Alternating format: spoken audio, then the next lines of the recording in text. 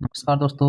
आज है हमारा topic number 33 infection control in nursing, जिसमें आज हम कवर करने वाले हैं 51 liner question with simple answer and explanation. तो चलो शुरू करते हैं। What is the full form of PPE? PP की फुल फॉर्म क्या होती है? तो इसका आंसर है पर्सनल प्रोटेक्टिव इक्विपमेंट। इसके अंदर क्या क्या आता है? पीपी के अंदर क्या क्या आता है? तो पीपी के अंदर आते हैं ग्लव्स आता है, गाउन आता है, फेस मास्क आता है, फेस शील्ड आती है to protect health care worker from infection. Next question, what is the most effective way to prevent the spread of infection? यानी कि जो इन्फेक्शन को स्प्रेड होने से बचाने के लिए सबसे मोस्ट इफेक्टिव वे क्या होता है? तो इसका आंसर है हैंड हाइजीन। हैंड हाइजीन से हम इन्फेक्शन कंट्रोल कर सकते हैं। रेगुलर हैंड वॉशिंग और hand rub reduce transmission of pathogen, यानी कि रेगुलरली हैंड वॉशिंग करने से जो ट्रांसमिशन ऑफ माइक्रो ऑर्गेनिज्म है पैथोजन से वो कम हो जाता है। What solution is commonly use for hand disinfection in hospital, यानी हॉस्पिटल के अंदर हैंड रब किससे किया जाता है? तो इसका आंसर है एल्कोहल बेस्ड हैंड रब। इसमें 70% एल्कोहल होता है और जो 70% जो एल्कोहल होता है वो क्या करता है? Kill most bacteria and virus quickly when hands are not visible soil. यदि आपके हाथ गंदे नहीं दिखाई दे रहे, गंदगी नहीं है आपके हाथों में,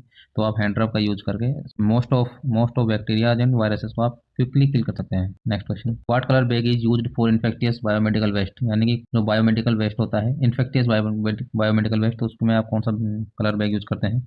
तो उसका आंसर है येलो का कलर बैग हम यूज करते हैं for disposable of infectious waste like contaminated material and body fluid. यानी कि येलो बैग जो होता है, येलो कलर का बैग होता है, उसमें contaminated material like body fluid, goes gloves, जितने भी इन्फेक्टियस मटेरियल होता है वो सब येलो कलर के बायोमेडिकल वेस्ट में जाते हैं। Next, what is the duration for hand रब टू बी इफेक्टिव? यानी कि हैंड रब कितने सेकंड के लिए करना चाहिए? इसका आंसर है 20 to 30 सेकंड, यानी कि 20 से 30 सेकंड का तक आपको हैंड रब करना चाहिए, ताकि इफेक्टिवली वो जो 70% एल्कोहल है वो काम कर सके, ताकि इंश्योर हो कि कंप्लीट कवरेज एंड माइक्रोबियल किल, जो आपने अपने हाथों को अच्छे से कवर किया है हैंड रब से, जिससे माइक्रोबियल को किल होने के लिए सफिशिएंट टाइम लगेगा। तो 20 to 30 सेकंड कम से कम हैंड रब करना चाहिए। Which disinfectant is commonly used for blood spill? यानी कि जब ब्लड स्पिल होता है तो मोस्ट कॉमनली डिसइंफेक्टेंट कौन सा यूज करते हैं? इसका आंसर है सोडियम हाइपोक्लोराइड, उसको ब्लीच भी कहते हैं। जो सोडियम हाइपोक्लोराइड होता है वो effectively against blood borne pathogen including HIV and hepatitis B virus, यानी कि एचआईवी और एचबी वायरस पैथोजेंस के लिए अगेंस्ट में जो हाइपोक्लोराइड होता है वो किल कर देता है। What does nosocomial infection mean? Nosocomial infection का क्या मतलब होता है? तो इसका आंसर है हॉस्पिटल एक्वायर्ड इन्फेक्शन, यानी कि जो ऐसा इन्फेक्शन जो हॉस्पिटल में आने के बाद में होता है, लगता है पेशेंट को, वो नोजोकोमियल इन्फेक्शन कहलाता है। इन्फेक्शन एक्वायर्ड 48 आवर और मोर आफ्टर हॉस्पिटल एडमिशन, यानी कि किसी पेशेंट ने हॉस्पिटल में एडमिशन लिया और उसके 48 घंटे से ज़्यादा हो गया है उसका स्टे अगर हॉस्पिटल में, उसके बाद में उसको जो बीमारी है उसके अलावा भी अगर कोई इन्फेक्शन हो जाता है तो उसे नोजोकोमियल इन्फेक्शन कहते हैं। What is standard precaution in infection control? यानी कि इन्फेक्शन कंट्रोल के लिए मोस्ट कॉमन स्टैंडर्ड प्रिकॉशन कौन सा करना होता है? तो इसका आंसर है treating all patient as potentially infectious, यानी कि जो जितने भी पेशेंट होते हैं उनको अच्छे से ट्रीट करना होता है पेशेंट को इन्फेक्शन से बचाने के लिए। Include hand hygiene, PP, safe injection practice and clinic protocol, यानी कि जो इन्फेक्शन कंट्रोल में जो स्टैंडर्ड प्रिकॉशंस लिए जाते हैं उसमें क्या क्या होता है? हैंड हाइजीन होती है, पीपी होती है, सेफ इंजेक्शन प्रैक्टिस होती है, और जो क्लिनिक प्रोटोकॉल्स हैं वो अच्छे से फॉलो होने चाहिए। तो ये सब हम इन्फेक्शन कंट्रोल में हम कर सकते हैं। What is the primary route of transmission for MRSA? तो एमआरएसए का प्राइमरी रूट ऑफ ट्रांसमिशन क्या होता है? उसका होता है डायरेक्ट कॉन्टैक्ट में, अगर कोई आता है patient to patient direct contact होता है तब एमआरएसए का रूट ऑफ ट्रांसमिशन होता है, यानी कि स्प्रेड विया hand of health care worker और कंटामिनेटेड सरफेस, यानी कि जो हेल्थ केयर वर्कर के हैंड कॉन्टैक्ट में आता है और कंटामिनेटेड सरफेस में अगर कोई आता है, डायरेक्ट कॉन्टैक्ट में आता है, तो उससे जो हमारे ऐसे का इन्फेक्शन ट्रांसमिशन होता है। What mask is used for airborne precaution? Airborne precaution के लिए किस टाइप के मास्क का यूज किया जाता है? तो N95 रेस्पिरेटर का यूज किया जाता है, और इसमें क्या होता है N95 मास्क में? Filter airborne particle to prevent inhalation और इन्फेक्टियस एजेंट। जो एयरबोर्न पार्टिकल्स होते हैं उनको फिल्टर कर देता है N95 रेस्पिरेटर, ताकि जो इनहेलेशन में जो इन्फेक्टियस एजेंट होते हैं वो जाने से बच जाए। What type of precaution is used for tuberculosis? Tuberculosis के लिए कौन सा प्रिकॉशंस किया जाता है? तो एयरबोर्न प्रिकॉशंस किया जाता है। इसमें क्या होता है? Require negative pressure room and N95 mask. जो ट्यूबरक्लोसिस होता है उससे बचने के लिए N95 मास्क का यूज किया जाता है, साथ ही जो रूम का प्रेशर है उसे नेगेटिव बना के रखना होता है। What is the incubation period of hepatitis B? Hepatitis B का इंक्यूबेशन पीरियड कितना होता है? तो इंक्यूबेशन पीरियड होता है हेपेटाइटिस बी वायरस के लिए 45 से 180 डेज का, period between exposure to virus and onset of symptom, यानी कि जिस दिन एक्सपोजर होता है पेशेंट का 0 डे पर, तब से लेकर जब पहला सिम्टम दिखाई देता है, सिम्टम पहला दिखाई देता है वो कहलाता है इंक्यूबेशन पीरियड। तो ये होता है 45 से 180 day. How long should surgical hand scrubbing be done, यानी कि जो सर्जिकल हैंड स्क्रबिंग होती है वो कितने टाइम तक के लिए की जाती है? तो इसका आंसर है 2 से 5 मिनट। 2 से 5 मिनट सर्जिकल हैंड स्क्रबिंग करने से क्या होता है, जो माइक्रोवेल लोड है वो स्टेराइल पोजीशन से पहले क्या होता है, रिड्यूस हो जाता है, कम हो जाता है। What PPE is mandatory in isolation room, isolation room में जाने के लिए पीपीई मैंडेटरी होती है। तो इसका आंसर है पीपीई किट में क्या कहता है, ग्लव्स आता है, गाउन आता है, मास्क आता है, आई प्रोटेक्शन आता है। पीपीई का यूज करने से क्या होगा, जो क्रॉस इन्फेक्शन होगा between patient and health care worker वो प्रिवेंट हो जाएगा। यानी कि cross infection between patient and health care staff, इसके बीच में एक बैरियर बन जाता है पीपी की पीपी पहनने से। और पीपी में क्या क्या होता है, ग्लव्स होते हैं, गाउन होता है, मास्क होता है, आई प्रोटेक्शन होता है, ये सब यूज करना होता है पीपी आइसोलेशन रूम में जाने से पहले। Which vaccine must be given to all health care vaccine, all health care workers, यानी कि जितने भी हेल्थ केयर वर्कर होते हैं उनको कौन सी वैक्सीन देनी बहुत जरूरी है? तो इसका आंसर है हेपेटाइटिस बी की वैक्सीन सभी हेल्थ केयर वर्कर को लगनी बहुत जरूरी है।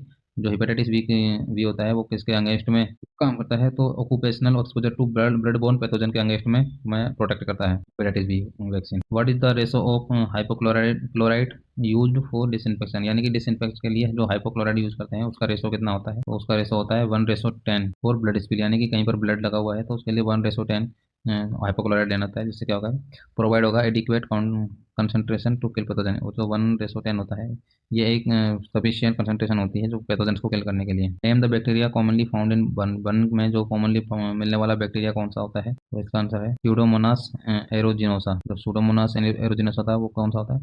ऑपोर्चुनिस्टिक पैथोजन होता है जो क्या करता है, वुंड इन्फेक्शन करता है बर्न वाले पेशेंट्स के अंदर। Which body fluid is considered non infectious unless visibly bloody, यानी कि कौन सा बॉडी बॉडी फ्लूइड कंसिडर किया जाता है एज ए नॉन इन्फेक्टियस जब तक कि वो उसके अंदर ब्लड नहीं देखा जाता? तो इसका आंसर है स्वेट, यानी कि जो पसीना होता है उसके अंदर यदि ब्लड नहीं दिखाई दे रहा तो इसका मतलब है कि वो नॉन इन्फेक्टियस ही है। अगर ब्लड है तो इसका मतलब कि वो इन्फेक्टियस है।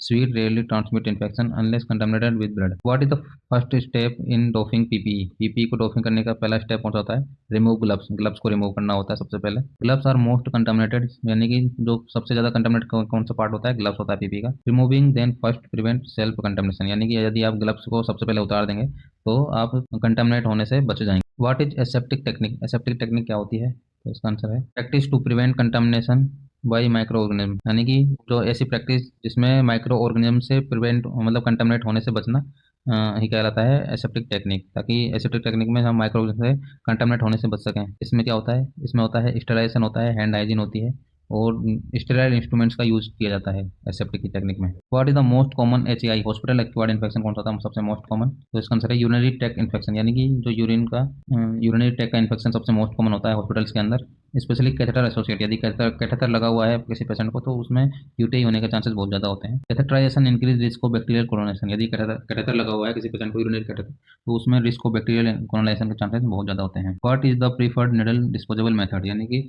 जो निडल डिस्पोजल मेथड का सबसे कौन सा कॉमन मेथड होता है? तो उसका आंसर है सेफ्टी शार्प कंटेनर, यानी कि शार्प कंटेनर का यूज किया जाना चाहिए ताकि जो निडल हैं उनका अच्छे से डिस्पोज किया जा सके। इससे क्या होगा कि निडल स्टिक इंजरी होने के चांसेस कम हो जाएंगे और क्रॉस इन्फेक्शन होने के चांसेस भी कम हो जाएंगे। What is the full form of HI, HI की फुल फॉर्म क्या होती है? तो हॉस्पिटल एक्वायर्ड इन्फेक्शन बोलते हैं एचआई को। इसमें क्या होता है, infection acquired during hospital stay after 48 hour of admission, यानी कि एडमिशन के 48 आवर्स के बाद में यदि कोई इन्फेक्शन होता है तो वो एचआई में आता है। हॉस्पिटल में स्टे करने पर जो इन्फेक्शन लगता है उसे हॉस्पिटल एक्वायर्ड इन्फेक्शन कहते हैं। Which hand hygiene method is preferred when hands are visibly dirt, यानी कि कौन सा हैंड हाइजीन मेथड यूज किया जाना चाहिए जब आपके हाथों में विजिबली डर्ट लगी हुई है, यानी कि गंदगी आपके हाथों में दिखाई दे रही है?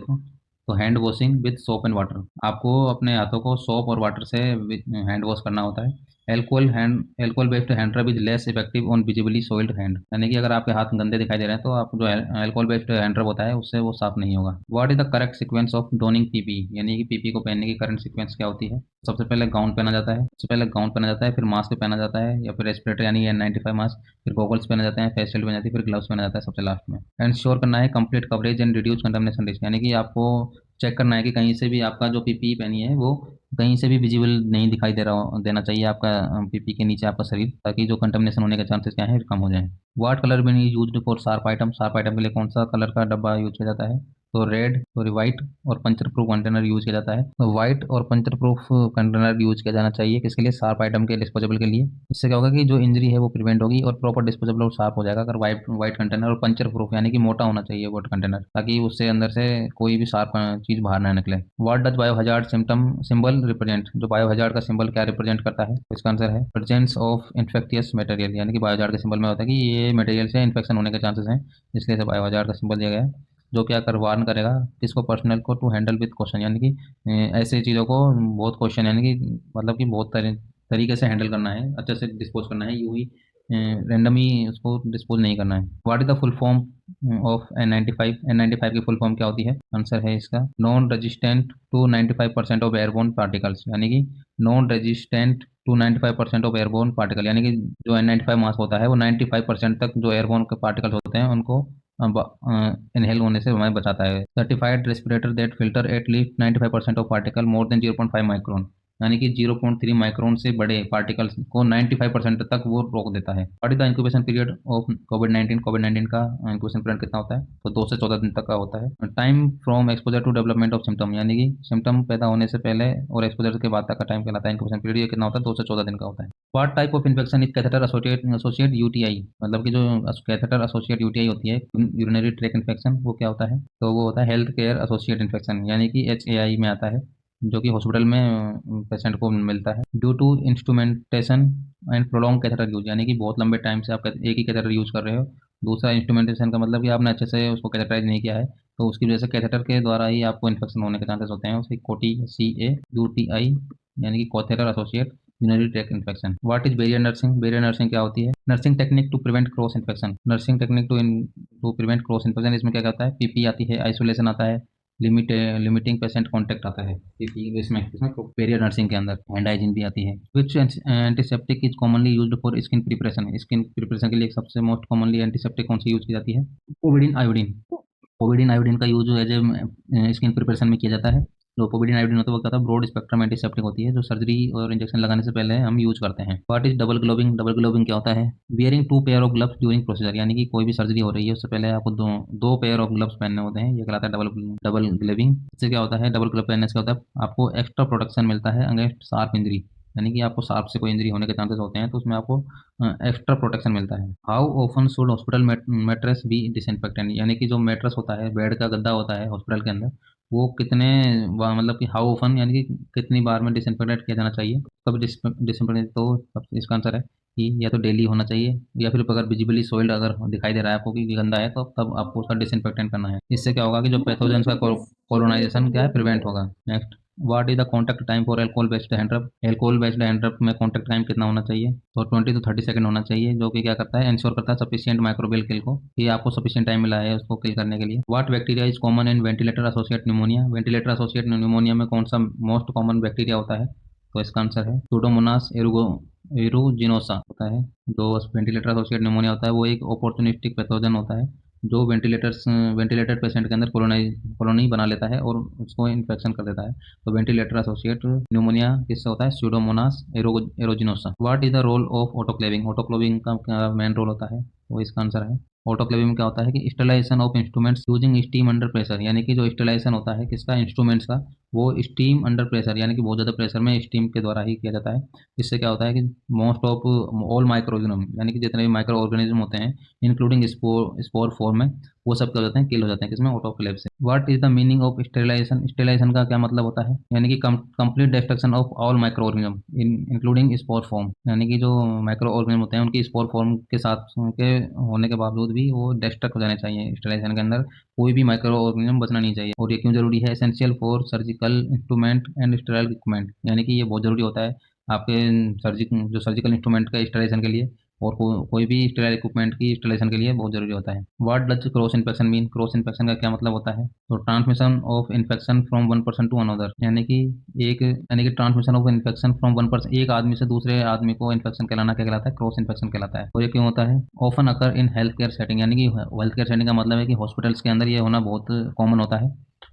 अगर आपने प्रॉपर प्रिकॉशंस यूज नहीं किया है तो ये बहुत कॉमनली क्रॉस इन्फेक्शन होने के चांसेस बहुत ज़्यादा होते हैं। Which antibiotic is most resistant bacteria are known for, यानी कि कौन सी एंटीबायोटिक एंटीबायोटिक मोस्ट रेजिस्टेंट होती है बैक्टीरिया के खिलाफ, तो इसका आंसर है मेथिलीन मेथिसिलिन एमआरएस है, क्योंकि MRS is resistant to most beta lactam antibiotic, यानी कि जो एमआरएस होता है वो बहुत ज़्यादा रेजिस्टेंट होता है एंटीबायोटिक्स के अगेंस्ट में। What type of room is used for airborne isolation, airborne isolation के लिए किस टाइप का रूम यूज किया जाता है, तो इसका आंसर है नेगेटिव प्रेशर रूम का यूज किया जाता है। नेगेटिव प्रेशर यूज में क्या, नेगेटिव प्रेशर वाले रूम में क्या होता है कि जो स्प्रेड ऑफ एयरबोर्न पैथोजेंस है वो अदर एरिया में जाने से बच जाते हैं इससे, यानी कि एक रूम होता है नेगेटिव प्रेशर बनाने के लिए हम उसमें बहुत बड़ा एग्जॉस्ट लगा देते हैं ताकि जो एयर है अंदर के रूम की वो कंटिन्यू बाहर निकलती रहे और उस वैसे उस एरिया में या फिर रूम में क्या है नेगेटिव प्रेशर बना रहे हैं। What is reverse isolation, reverse isolation क्या होता है, रिवर्स आइसोलेशन का होता है protecting immuno compromise patient from infection, यानी कि जो इम्यूनो कॉम्प्रोमाइज पेशेंट होता है पहले से ही जिसकी इम्यूनिटी बहुत कम होती है उसको इन्फेक्शन से बचाना क्या कहलाता है, रिवर्स आइसोलेशन कहलाता है।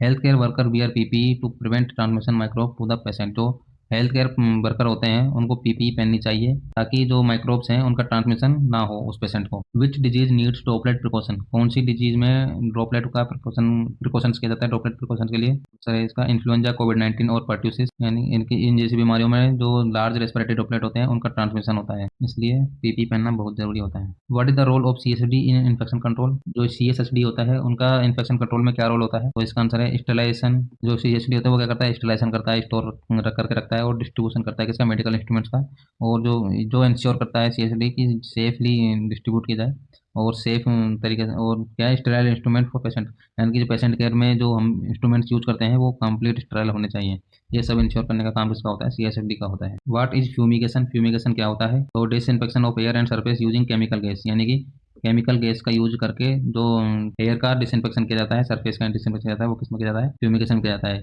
फ्यूमिगेशन में क्या यूज करते हैं, फॉर्मेल्डिहाइड यूज करते हैं और पोटेशियम परमानेंट यूज करते हैं। What is the maximum duration to use surgical mask, एक सर्जिकल मास्क को यूज करने का मैक्सिमम ड्यूरेशन कितना होना चाहिए, तो 4 से 6 घंटे होना चाहिए, इसके बाद आपको दोबारा सर्जिकल मास्क चेंज करना है। Extended use reduce effectiveness and increase contamination risk, यदि आप कोई सर्जिकल मास्क 4 से 6 घंटे से ज़्यादा अगर यूज करते हो तो आपको कंटामिनेशन होने के चांसेस बहुत ज़्यादा बढ़ जाते हैं, एंड ज़्यादा टाइम तक यूज करने से उसकी इफेक्टिवनेस क्या होती है, कम हो जाती है। What is surgical asepsis, surgical asepsis क्या होता है, practice to maintain sterility during invasive procedure, यानी कि सर्जिकल एसेप्सिस का मतलब है कि आप ऐसी प्रैक्टिस करो जिससे जो स्टेरिलिटी है ड्यूरिंग प्रोसीजर वो क्या है, मेंटेन रहे। इसमें क्या होता है, इंक्लूड स्टेलाइज इंस्ट्रूमेंट, और वो कैसे मेंटेन रहेगी, स्टेलाइज में इंस्ट्रूमेंट का यूज करना चाहिए, ग्लव्स का यूज करना चाहिए और प्रॉपर ड्रिपिंग करनी चाहिए। What is cohort in infection control, infection control में कोहोर्ट क्या होता है, इसका आंसर है grouping patient with same infection together, यानी कि अगर कोई कोहोर्ट इन्फेक्शन कंट्रोल में क्या होता है कि पेशेंट्स हैं, बहुत सारे पेशेंट हैं, उनका ग्रुप बना दो, अगर कोई इन्फेक्शन उनको सेम इन्फेक्शन हो रहा है, यदि टीबी वाले पेशेंट है तो सभी टीबी वाले पेशेंट ही होने चाहिए, इस प्रकार का इन्फेक्शन कंट्रोल क्या कहलाता है, कोहोर्ट कहलाता है। इसमें क्या होगा, prevent cross infection to uninfected patient, इससे क्या होगा कि कोई पेशेंट है जो इन्फेक्टेड नहीं है अभी तक, उनका क्रॉस इन्फेक्शन क्या है, प्रिवेंट हो जाएगा। What is the ideal concentration of alcohol in hand रब, हैंड रब के अंदर आइडियल कंसंट्रेशन कितनी होनी चाहिए, तो 70% होने चाहिए। Optimum for killing bacteria and virus without excessive skin drawing, यानी कि अगर 70% से ज़्यादा एल्कोहल होगा तो आपकी जो स्किन है वो ज़्यादा ड्राई हो जाएगी, इसलिए 60 से 70% होना चाहिए alcohol. Next, which hand area is often missed during hand washing, यानी कि आप हैंड वॉशिंग कर रहे हैं तो उसमें ऐसा हैंड का ऐसा कौन सा एरिया है